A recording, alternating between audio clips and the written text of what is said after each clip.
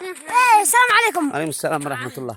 السلام عليكم. هذول الأطفال محملين هؤلاء الطيور من سوق علوجة، يعني ويمشوا إلى مسافة لا تقل عن 15 كيلو مشيا على الأقدام.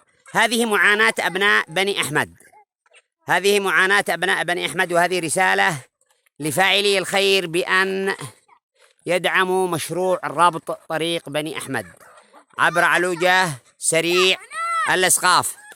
بارك الله فيكم أيها الخيرون وأيها الداعمون. كما تشاهدوا هؤلاء الأبناء من قرية ذار القطو والعوش، يعني مسافة لا تقل عن 15 كيلو يمشوها على الأقدام. كما تشاهدوا المدرسة الذي بقمة الجبل، هذه المسافة الشباب يقطعوها هؤلاء الأطفال وهم محملون هؤلاء الحملات. نحن في يومنا هذا الأربعاء 21 طائر. ما تناشدوا فاعلي الخير نمدوا يد العون من أجل الطريق؟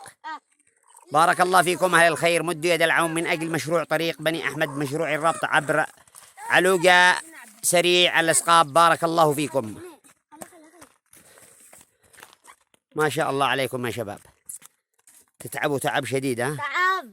من علوجة أنت تخرج الآن؟ داخل علوجة. أنت من من؟ من حجر عبد الله.